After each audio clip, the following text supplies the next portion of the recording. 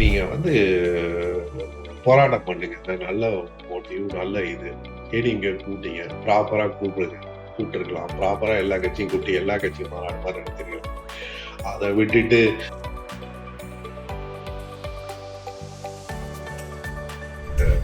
IT department ride வந்து அமலாக்கத்துறை ride வந்து அவங்க நெஞ்சிலே ஏற்றி உதச்சா.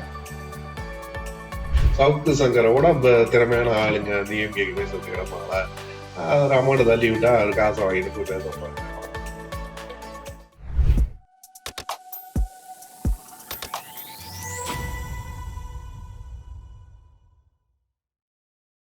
வணக்க மக்களே, அரசியல்ல நிறைய காரியங்கள் நடந்துகிட்டு இருக்கு.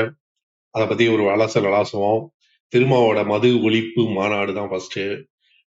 ஸ்டார்டிங்லாம் சூப்பரா தான் இருந்தது பாஸ். பினிஷிங் சரியில்லையேங்கிற மாதிரி நல்லா தான் ஆரம்பிச்சாரு. நல்ல ஒரு கள்ளக்குறிச்சி அந்த சூடோட ஆரம்பிச்சிருந்தா இன்னும் நல்லா இருந்திருக்கும். அப்ப ஆரம்பிக்காம கொஞ்சம் டைம் விட்டாலும் ஓகே. அது கள்ளக்குறிச்சியோட இஷ்யூஸ வந்து மெயினா வச்சு அதுல வந்து மக்கள் வந்து இந்த விதவைகள் வந்து ஐயா எப்படியாவது இந்த சாராயத்தை நிறுத்துங்க அப்படின்னு சொன்னதுனால நான் ஆரம்பிக்கிறேன்னு நல்ல மோட்டிவ்லாம் சொன்னாரு. அதுக்கப்புறம் வந்து அந்த பிரஸ் கான்ஃபரன்ஸ் வந்து ஏடிஎம்கே கூப்பிடுவீங்களா அப்படின்னு ஒரு தெரியல. நிச்சயமா கூப்பிடுவோம் அப்படின்னு யார் வேணாலும் வரலாம் அப்படின்னு சொல்லிட்டாரு. அதுக்கப்புறம் வந்து ஹைஜாக் பண்ணாங்க அந்த டிஸ்கஷனை. அதுக்கப்புறம் வந்து ஆட்சியில் உரிமை, அதிகாரத்தில் உரிமைன்னு ஒரு வீடியோ போட்டு அதை பேக் ட்ராப் பண்ணி அட்மின் போட்டாரு. நான் போடலன்னு சொல்லி அதுக்கப்புறம் திரும்பி போட்டு அப்புறம் Aadhav Arjun. Sir, actually I can explain, sir. It was not a fault. We were coming from that side and the other guy he was coming from this side. One of the bright faces in விசிகேன்னு நினைக்கிறேன். ஒரு 3 interview நச்சுன்னு கொடுத்தாரு. இந்த டிஎம்கேக்கு வந்து straight shooting தான். அதுக்கப்புறம் அதையும் டைல்யூட் பண்ணி அதுக்கப்புறம் சென்னைக்கு வந்த முதலமைச்சரை போய் பார்த்து இது மது ஒழிப்பு மாநாடு இல்ல, மது குறைப்பு மாநாடு, அது இதுன்னு யாருமே, அதாவது திரும்ப கிளியரா இல்ல, மிச்சம் எல்லாம் கிளியரா தான் இருக்கு. நீங்க வந்து போராட்டம் பண்ணுங்க. நல்ல மோட்டிவ், நல்ல இது. ஏடிஎம்கே கூப்பிட்டீங்க. ப்ராப்பரா கூப்பிட்டுருக்கலாம். ப்ராப்பரா எல்லா கட்சியும் கூப்பிட்டு எல்லா கட்சியும் மாநாடு மாதிரி நடத்திருக்கலாம். அதை விட்டுட்டு ஐயோ எப்ப பார்த்தாலும் கூட்டணிக்குள்ளதான் இருக்கும். யாருமே கேட்கல திரும்ப. நீங்க வந்து அரசியல் கட்சி தலைவரா ஃபர்ஸ்ட் இருங்க. யாரும் உங்களை துரத்தி விடல, யாரும் உங்களை வந்து போங்கன்னு சொல்லல. நீங்க மட்டும் கொஞ்சம் ஸ்டாண்ட் பண்ணீங்கன்னா முதலமைச்சர் உங்களை வந்து பார்த்துருப்பாரு. அதை விட்டுட்டு நீங்களே போய் முதலமைச்சரை பார்த்து நான் கூட்டணியில தான் இருக்கேன். ஏங்க இப்படி நீங்க அரசியலை கொஞ்சம் கத்துங்க திரும்ப. 40 வருஷமா சோசியல் சர்வீஸ்ல இருக்கேன், மக்கள் ஈடுபாடுல இருக்காரு என் தலைவர். அவருக்கே துணை முதலமைச்சர் கேட்கறதுன்னு இல்ல. அரசியல் என்பது சாணக்கியத்தனம். எந்த டயத்துல எதை பேசணும், எந்த டயத்துல அமைதியா இருக்கணும், எந்த டயத்துல வந்து போய் பேசணும், எந்த டயத்துல போகாம அவாய்ட் பண்ணணும், இதெல்லாம் தெரியும். அதுதான் அரசியல். அந்த அரசியல் தேர்தல் அரசியல் வந்ததுக்கு அப்புறம் நான் அதெல்லாம் பண்ண மாட்டேன், எனக்கு மனசுல வந்து வெள்ளேந்தித்தனமா நான் வந்து பொதுவாதான் அழைப்பு கொடுத்தேங்கிறதெல்லாம் வந்து politics is not politics is not a pure game. Politics is a waiting game. You need to play it smartly. So அதுக்கப்புறம் இப்ப நேற்று மாநாடு நடந்தது ஓரளவு பரவாயில்லைங்க. திமுக தலைவர் இருந்தாலும் வந்து தமிழ்நாடு அரசையும் இடிச்சு உரைத்து கூறப்பட்டது. கொஞ்சம் நல்லதா இருந்தது. அதாவது ஒரு கூட்டணி கட்சி வந்து ஏதாவது எதுவுமே இல்லாத ஊருக்கு இழிச்ச மொழி வைக்கிறங்கிற மாதிரி எதுவுமே இல்லாததுக்கு இதுவாச்சும் பரவாயில்ல, இதுவாச்சும் பேசுறாங்களே அப்படின்ட்டு கம்யூனிஸ்ட் எல்லாம் மண்டி போட்டு அறிவாலயத்துல படுத்திருக்கும் போது திருமாவாச்சு இதை பண்றாருன்னு கொஞ்சம் சும்மா தான் இருந்தது. மற்றபடி நல்ல மாநாடுதான். வாழ்த்துக்கள். நல்ல கூட்டம். நல்ல அந்த ப்ளூ கலர் சாரியில அந்த ஸ்டாரோட பெண்களை பார்க்கும்போது வண்ணமயமாக இருந்தது. மேடையும் சரி, கூட்டமும் சரி, மிக சிறந்த மாநாடு. திருமாவுக்கு வாழ்த்துக்கள். பட் இன்னும் கொஞ்சம் நல்லாவே பிளே பண்ணிருக்கலாம் அப்படிங்கறதா நம்மளுடைய வருத்தம். Aadhav Arjun interviews are very good. நீங்களும் வந்து கீப் கோயிங். யார் என்ன சொன்னாலும் ஒரு மாற்றுக்குரல் ஒரு கட்சியில வர்றது ரொம்ப நல்லது. அதுக்கப்புறம் வந்து 2வது விஷயம் வந்து நம்ம அண்ணன் super star Senthil Balaji release ஆயிருக்காரு. செந்தில் பாலாஜி கேஸ் பாத்தீங்கன்னா வினோதமான கேஸ். இடி பழி வாங்கி விட்டது, வாசிசம் பழி வாங்கி விட்டது, அது பழியா எதுவும் பழி வாங்கல, இவரே போய் மாட்டிக்கிட்டாரு.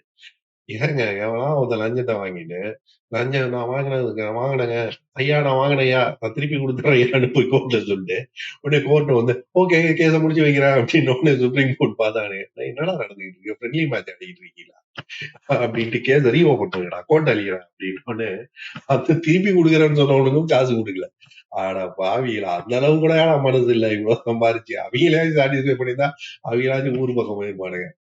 சரி நான் அதுக்கப்புறம் வந்து ஐடி டிபார்ட்மெண்ட் ரைடு வந்து அமலாக்கத்துறை ரைடு வந்து அவங்க நெஞ்சிலே ஏற்றி உதச்சா என்னடா பண்ணுவாங்க அவங்க.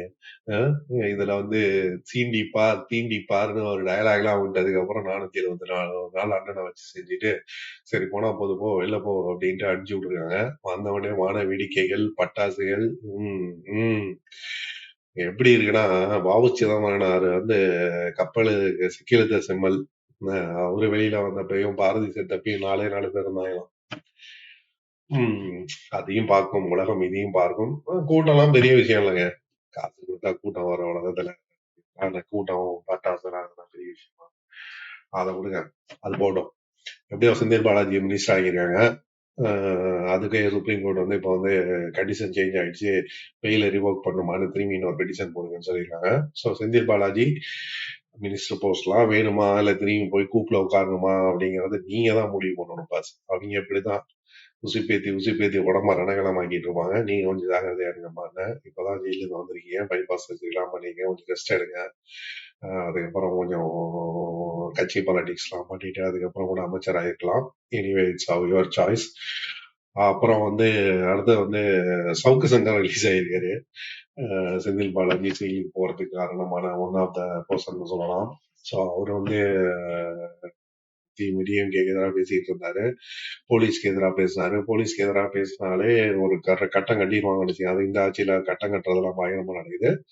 ஸோ ஏதோ ஒரு டயத்துல கரெக்டா மாட்டும் போது அந்த கேஸுக்கு ஒரு 30 எஃப்ஐஆர் 18 எஃப்ஐஆர் போட்டு சுப்ரீம் கோர்ட் சொல்லிருக்கே ஒரு கேஸுக்கு ஒரு எஃப்ஐஆர் போடுகிறா, ஒரு இடத்துல விசாரணை நடத்தினான்னு. அதெல்லாம் மதியாதே கிடையாது. நீங்க யாராண்டு சொல்றது, நாங்க ஊரு எஃப்ஐஆர் போடுவோம், ஊட்டியில ஒரு எஃப்ஐஆர் போடு, அதுக்கு எஃப்ஐஆர் போடு, அது எஃப்ஐஆர் போட்டு தலைவர் ஒரு 11 நாள் வேன்லயே வச்சு சுத்திருக்காங்க. அதுல நடுப்புற ஒரு ஆக்சிடென்ட், கை உடைஞ்சது, மாவு கட்டு, அது இதுட்டு அப்புறம் குடும்பப்படுத்தி. ஆனா எனக்கு ஒரு விஷயத்துல சவுக்கு சங்கர் வந்து நம்புறேன் நானு. அவருக்கு காசு வேணும்னு வச்சுக்கலாம். டிஎம்கே ஓகேப்பா, நான் அவங்களை ஏத்தி பேசல, நான் அவங்களை சப்போர்ட் பண்ணி பேசுறேன். 1008 சேனல் இருக்குல்ல, அண்டா குண்டா சேனல்லாம், டிஎம்கே அண்டா குண்டா சேனல் மாதிரி சவுக்கு சங்கரோட திறமையான ஆளுங்க டிஎம்கேக்கு பேசுறதுக்கு கிடப்பாங்களா? அமௌண்ட் தள்ளி விட்டா அவர் காசை வாங்கிட்டு போய் பேச போறாரு. அதனால காசுக்காக போற ஆளு மாதிரி தெரியல எனக்கு. போயிருந்தா ஆளுங்கட்சிக்கு தான் சப்போர்ட் பண்ணுவாரு அவரு. பட் தெரியல, எனக்கு ஃபுல் விஷயம் தெரியல. பட் ஓவராலா வந்து வந்த உடனே ஒரு 3 இன்டர்வியூ கொடுத்துருக்காரு, பயங்கரமா பிச்சுட்டு போகுது வியூஸ். ஸோ டோட்டல் பிளான் என்ன போட்டாங்கன்னா சவுக்கு சங்கர் வந்து செப்பரேட் பண்ணும், சவுக்கு சங்கர் யாருமே இன்டர்வியூ எடுக்க கூடாதான் ஃபெலிக்ஸ் தூக்கி உள்ள வச்சாங்க. ஃபெலிக்ஸ் வெளில வந்து சவுக்கு சங்கர் வெளில வந்து ஃபெலிக்ஸ் சவுக்கு சங்கரமா இன்டர்வியூ எடுத்துக்கிட்டு இருக்காங்க. என்ன தரா சாதிச்சிட்டீங்க அவங்களா வியூவர்ஷிப் இன்க்ரீஸ் ஆனதான் மிச்சம். இந்த மாதிரிதான் போலீஸ் சொந்த காசுல சூனியம் வச்சுட்டு உட்கார்றது. அது இதுக்குதான் வந்து ஜெயலலிதா கருணாநிதி வந்து மிஸ் ஆகுறாங்க. எதுக்கு வந்து ஸ்டாலின் ஆட்சி, முதலமைச்சர் திரு ஸ்டாலின் ஆட்சியை வந்து ஒரு அந்த அந்த ஒரு கட்ஸ் இல்லப்பா, அந்த ஒரு ஸ்மார்ட்னஸ் இல்லப்பான்னு சொல்றாங்கன்னா அது இதுக்குதான். ஒரு விஷயத்தை எடுத்தா அதை வந்து கம்ப்ளீட்லி ஆப்போசிட் டைரக்ஷன்ல கொண்டு போய் விட்டுறது. சவுக்கு சங்கரம் போட என்னன்னா நார்மலா அந்த கேஸை போட்டு 10 இதுல அவர் அலைய விட்டு ஏதாச்சும் பண்ணி அந்த கெட்ட பேர் ஒண்ணு வந்தது ஃபர்ஸ்ட் இனிஷியலா பொம்பளைங்களை பத்தி பேசிட்டாங்க, அதோட விட்டுருக்கலாம். அதுக்கப்புறம் இவங்க ஒரு 10 தப்பு பண்ணி சின்ன கோட்டு பக்கத்துல பெரிய கோட்டை போட்டு அவரை பெரிய அழகி விட்டது. யாருதான் இதெல்லாம் யோசிக்கிறாங்களோ. எப்படியோ அவரும் வந்து 4 இன்டர்வியூ கொடுத்துட்டாரு, குட். அதுக்கப்புறம் நம்ம சின்னவர் உதயநிதி ஸ்டாலின் வந்து துணை முதல்வராக இருக்காரு. பழம் பழுத்துருச்சுன்னு நினைக்கிறேன். இது ஒண்ணும் பெரிய ஆச்சரியம் இல்ல. அவங்க கட்சியிலேயே கொத்தடிமை நாங்க வந்து இன்ப நீதியை காலில் விழுந்துதான் நாங்க கூப்பிட்டுதான் கோயிலுக்கு ஊருக்கு வேலையை ஆரம்பிப்போங்கிற லெவல்ல இருக்கும்போது என்ன பிரச்சனை? மக்கள் ஓட்டு போட்டிருக்காங்க, ஒன்றும் பிரச்சனை இல்லை, நல்லா இருக்கட்டும், சின்னவருக்கு வாழ்த்துக்கள். ஆனா விளையாட்டுத்துறையில என்னுடைய அவர் என்ன சாதிச்சாருங்கிறது அவரு தான் சொல்லணும். அந்த ரேஸ் எல்லாம் தூக்கிட்டு வந்தாங்கன்னா இன்னும் நெகட்டிவா தான் போகும். அப்புறம் கோவிச்செலியன்ட்டு திருடமுருகர் எம்எல்ஏ ஒருத்தர் வந்து கல்வித்துறை அமைச்சர் ஆகியிருக்காங்க. வாழ்த்துக்கள். பட்டியலிடத்திலிருந்து ஒருத்தர் உயர்கல்வித்துறை அமைச்சர் ஆகியிருக்கிறது மிகவும் சந்தோஷம், வாழ்த்துக்கள். அதுக்கப்புறம் வந்து ஆஹ், நம்ம பொன்முடி அவங்க வனத்துறை போட்டிருக்காங்க. அது எங்க வெடிக்க போகுதுன்னு தெரியல. மொத்தம் வந்து டிஎம்கே வந்து ஒரு எரிமலை வந்து அப்படியே அப்படியே லைட்டா அப்படியே புகை மட்டும் வந்துகிட்டு இருக்கு. ஆட்சியில இருக்கும்போது தெரியாது பாஸ். எதிர்கட்சி ஆகும்போது தான் அது எப்படி வெடிக்க போகுது, என்ன பக்கம் போக போகுது. உண்மையிலேயே ஏடிஎம்கே கொஞ்சம் பவர்ஃபுல்லா ஒரு ஷோ பண்ணாங்கன்னா 2026ல ஒரு ஆப்ஷன் இருக்கும் இங்க உள்ள அமைச்சர்கள் அங்க போறதுக்கு. ஸோ பார்க்கலாம், வெயிட் அண்ட் சி. இந்த வீடியோ உங்களுக்கு பிடிச்சதுனா லைக் பண்ணுங்க. இந்த சப்ஸ்கிரைப் பண்ணாம பார்த்துட்டு இருந்தீங்கன்னா சப்ஸ்கிரைப் பண்ணுங்க. See you in another version. Thank you.